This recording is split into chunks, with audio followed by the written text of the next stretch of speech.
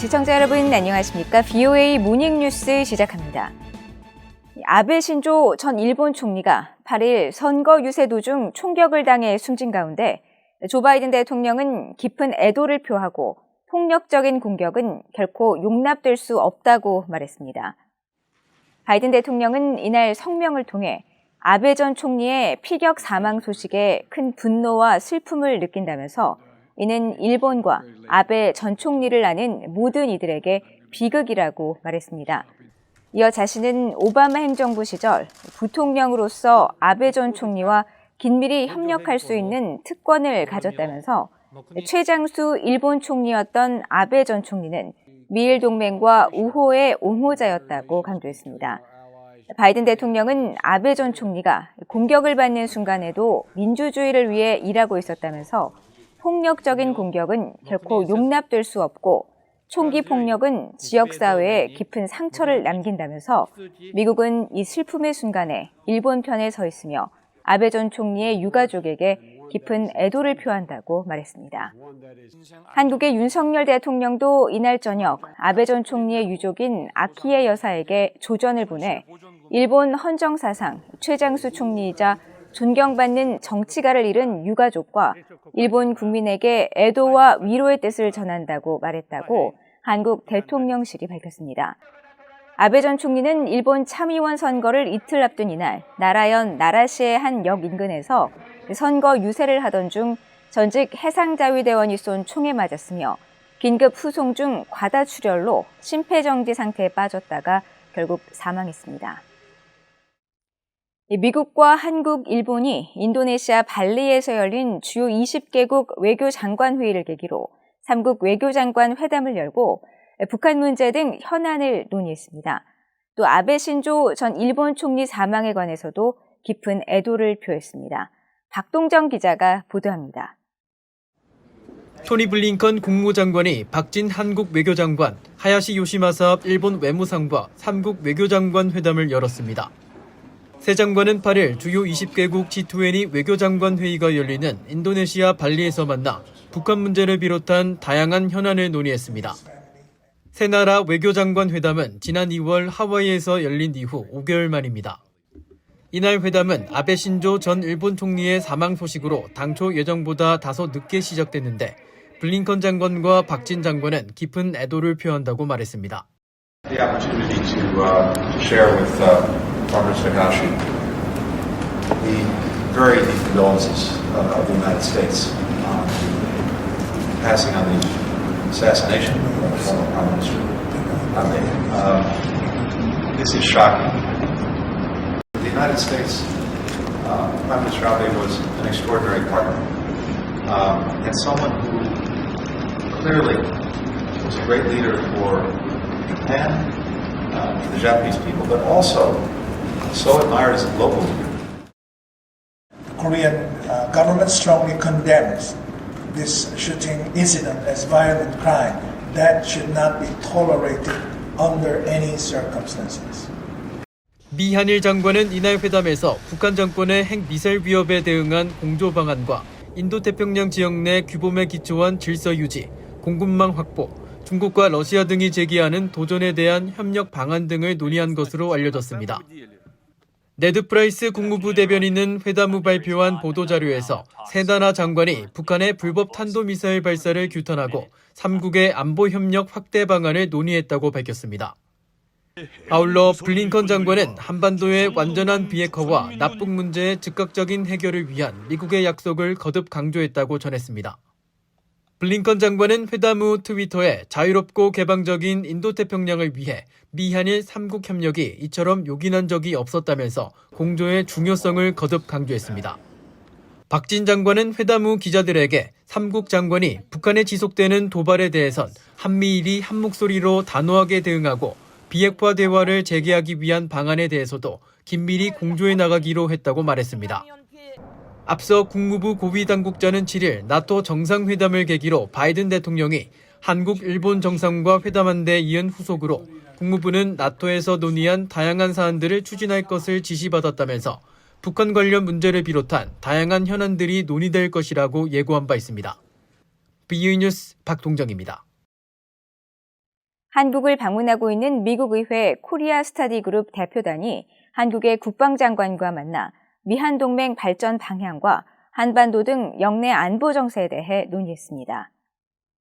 미국 의회 내 한국 연구 모임인 코리아 스터디 그룹의 공동의장인 아미베라 민주당 의원과 한국계 영김 공화당 의원 등 대표단은 8일 이종섭 한국 국방부 장관과 만나 윤석열 정부 출범 이후 동맹이 더욱 굳건히 발전해가고 있음을 알게 됐다면서 미국 의회는 미한 동맹에 초당적 지지를 보낸다고 강조했다고 한국 국방부는 전했습니다.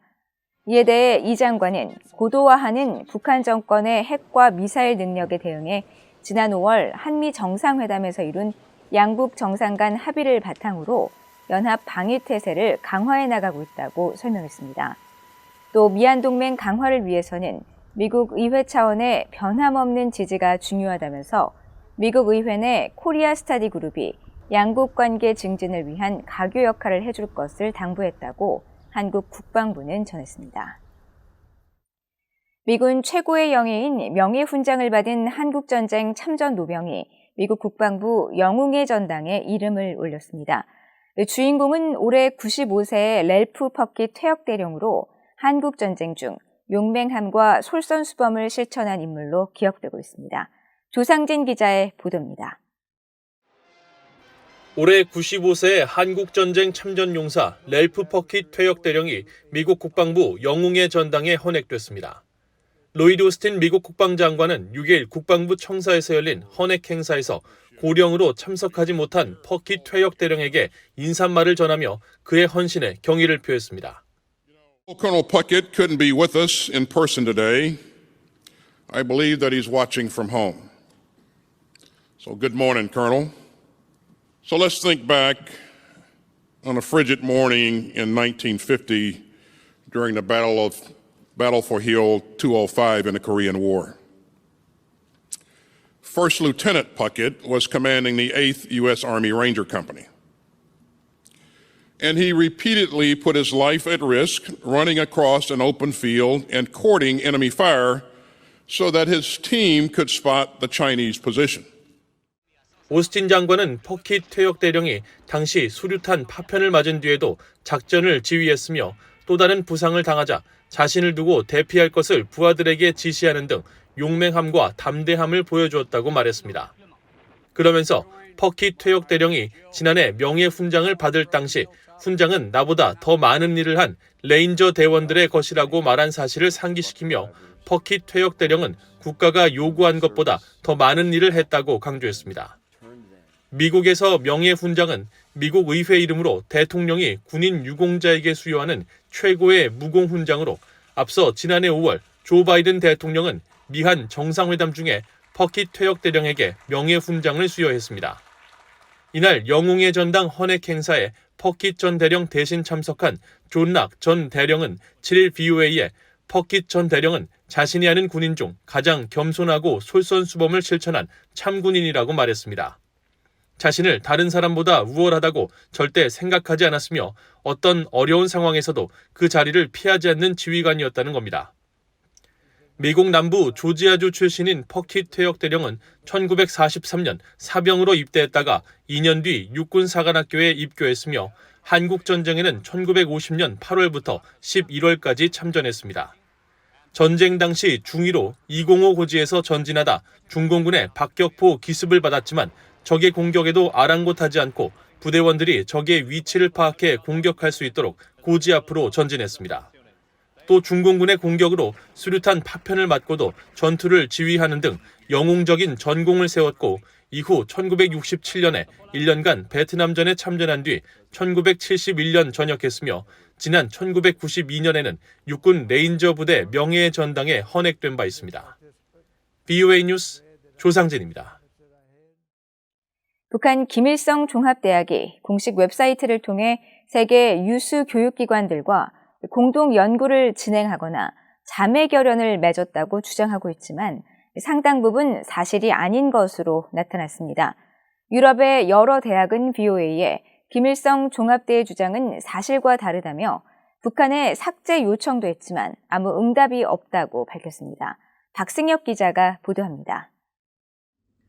북한 김일성 종합대학 공식 웹사이트에 올라있는 유럽과 아시아의 주요 대학과 연구기관들입니다. 모두 김일성대가 자매 결연을 맺은 학교라고 주장하는 곳들입니다. 다른 페이지에는 함께 공동 연구를 진행하고 있는 대학들이란 소개와 함께 연구 주제까지 적혀 있습니다. 이 설명만 보면 유럽과 아시아, 중남미와 아프리카의 대학들까지 폭넓게 교류하고 있다는 인상을 줍니다. 하지만 VOA의 취재 결과 유럽의 유수 대학들은 김일성대의 주장이 사실과 다르다고 반박했습니다. 김일성대가 자매 결연을 맺고 공동 연구를 진행했다고 밝힌 프랑스의 동방언어문화대학 국제학생처는 현재 김일성대와 어떤 교류도 하지 않으며 자매대학 관계도 아니라고 밝혔습니다. 과거 한국어 전공 교수 한 명이 북한을 방문한 적이 있지만 지금은 은퇴했고 2017년 이후로는 김일성대와 아무 연관이 없다는 겁니다. 또 김일성대 웹사이트에서 이름을 지워달라고 작년부터 북한에 요청하고 있지만 아무런 대답이 없다고 밝혔습니다. 다른 자매대학으로 지목된 슬로바키아의 코멘스키 종합대 측은 1950년대 체코슬로바키아가 공산국가였을 때의 일이라며 이미 70년이나 지났다고 밝혀왔습니다. 그러면서 현재 김일성대는 물론 북한 대학들과 어떤 교류도 없다고 공식 부인했습니다. 유럽 기관들이 이렇게 강하게 부인하는 것은 북한 대학과의 교류가 자칫 UN 대북 제재 위반 의혹을 받을 수 있기 때문입니다. 김일성대와 공동 연구를 했다고 나오는 이탈리아 국제이론물리센터도 그런 이유로 교류를 중단한 것으로 알려졌습니다. 물리센터 측은 우리는 UN 산하 기관으로서 대북 제재에 충실히 동참하고 있다며 김일성대와 교류할 수 없다고 밝혔습니다. 과거엔 물리학 프로그램에 북한 연구자 몇 명이 있었지만 지금은 모두 떠난 상태라는 겁니다. 김일성 종합대의 일방적인 주장이 알려지면서 유럽에서는 최근 대학들의 자체 조사가 이루어지고 있습니다. 앞서 독일 훔볼트대, 체코 카를대, 벨기에 브뤼셀 자유대 등은 이미 지난해 김일성대와 아무 관계가 없다는 입장을 밝힌 바 있습니다. VOA 뉴스 박승혁입니다. 권영세 한국통일부 장관이 북한 이탈주민 정착지원사무소 하나원 개원 23주년을 맞아 탈북민은 먼저 온 통일로 탈북민 출신 사회지도층 인사가 더 많이 배출돼야 한다고 강조했습니다. 권 장관은 8일 경기도 안성 하나원에서 열린 개원 23주년 기념식에서 축사를 통해 탈북민은 흔히 먼저 온 통일로 일컬어져 왔다면서 먼저 온 통일을 소중히 가꾸며 다가올 통일을 준비해야 한다고 말했습니다. 이어 동독 출신의 앙겔라 메르켈 전 독일 총리와 이주민 아버지를 둔 버락 오바마 전 미국 대통령처럼 북한 출신의 존경받는 사회 지도층 인사가 더 많이 나올 수 있도록 노력해야 할 것이라고 강조했습니다. 탈북민 출신으로 한국 국회 여당인 국민의힘 소속 지성호 의원도 이날 행사에서 16년 전 하나원을 수료했던 자신이 한국 국회의원이 돼 이 자리에 섰다면서 북한에서 태어난 것이 부끄럽지 않고 당당하게 살 수 있는 환경을 만들도록 노력하겠다고 말했습니다.